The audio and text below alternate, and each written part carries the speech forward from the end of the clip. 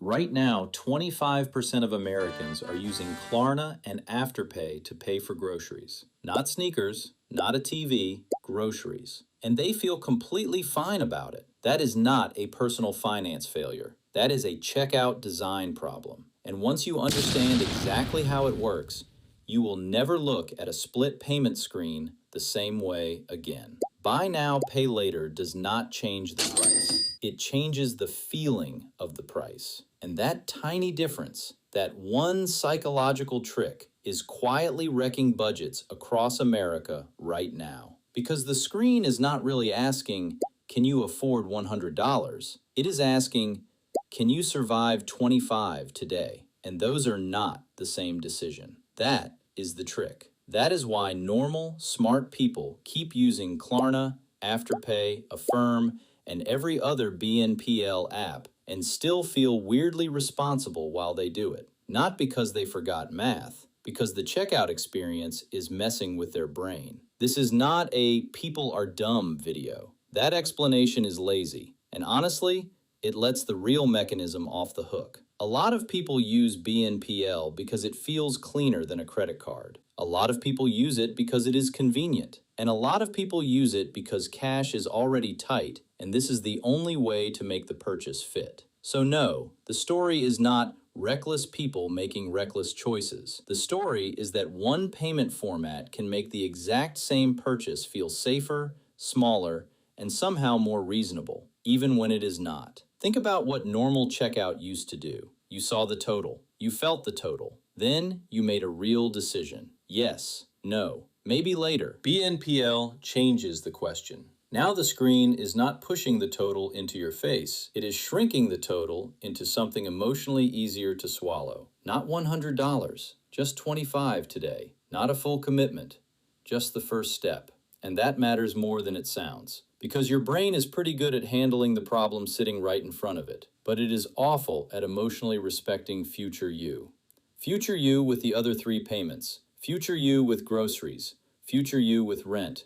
Future you with subscriptions, gas, and all the other small stuff that somehow always adds up to more than you planned. This is where people fool themselves. They are not saying, I am financing consumption. They are saying, I am smoothing out the hit. That sounds better, smarter, more controlled. And that language shift is doing real work. Because financing a random purchase sounds like a problem. Spreading out the hit sounds mature. That is why BNPL slips into purchases that do not feel dramatic enough to trigger a debt alarm. Sneakers, concert tickets, skincare, a weekend sale, a little treat, some random thing you swear you were already going to buy, and then food. That 25% number is not a rounding error. It is up from 14% just 2 years ago. People are not just using Afterpay for a new outfit anymore. They are splitting their grocery bill into 4 neat little boxes because that is the only way to make the week work. That is not a budgeting hack. That is a cash flow problem wearing a budgeting costume. Here is where it stops being about psychology and starts being about numbers. And these numbers are not okay. BNPL is not some niche app behavior anymore. This is mainstream American financial behavior in 2026. LendingTree's 2026 BNPL report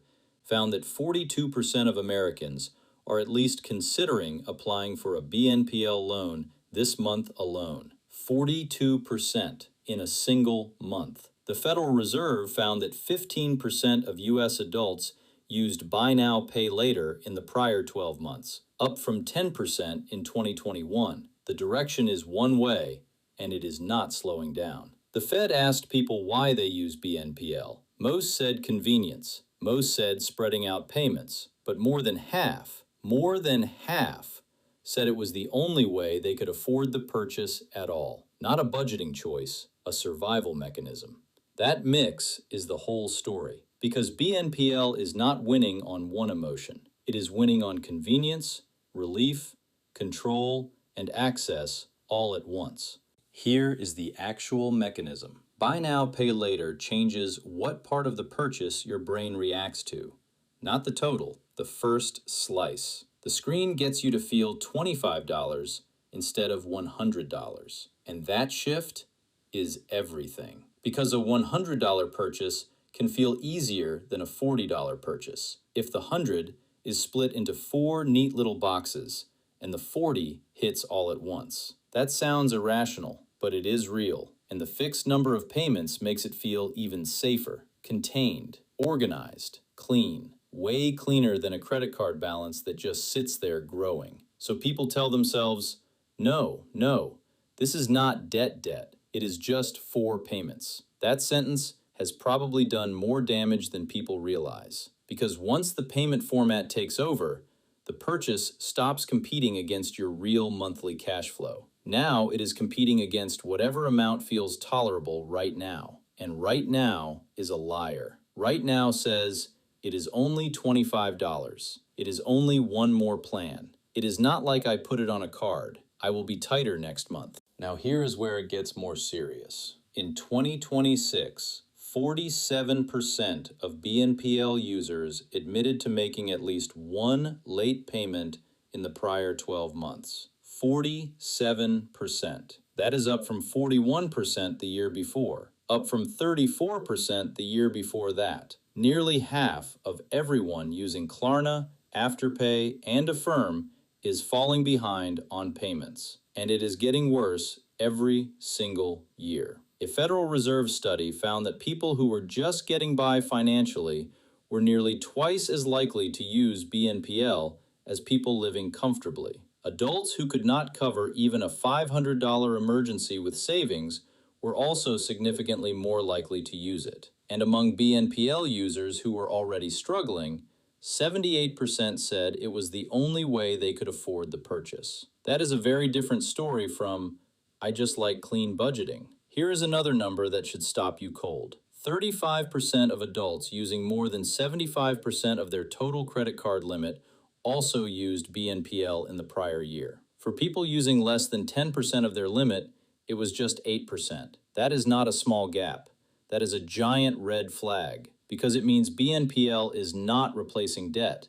It is stacking on top of existing debt, invisible to credit bureaus, invisible to lenders, invisible to the people carrying it. Phantom debt, running silently in the background while every other financial obligation keeps coming. And yes, it gets weirder. There is documented evidence that some consumers have put BNPL purchases on credit cards. That is the trap inside the trap. The thing that was supposed to feel cleaner than debt ends up sitting on top of debt anyway. So now the pitch becomes, I avoided the ugly credit card feeling. But the reality becomes, I have Afterpay plans, Affirm balances, Klarna installments, multiple due dates, and absolutely no clean picture of what my month actually costs. And here's the part nobody is talking about loudly enough. Right now in America, there is zero federal protection for BNPL users. The CFPB, the Consumer Financial Protection Bureau, had rules in place that would have treated Klarna and Afterpay like credit cards. You would have had the right to dispute charges, the right to get refunds on returned purchases, clear disclosures before you committed, basic protections that credit card users take for granted. Those rules were withdrawn in 2025. No replacement, no timeline, no plan. So right now, if something goes wrong with a BNPL purchase, a return that never processes, a charge you did not authorize, a fee buried in the fine print, you have fewer legal protections than you would have had just paying with a Visa.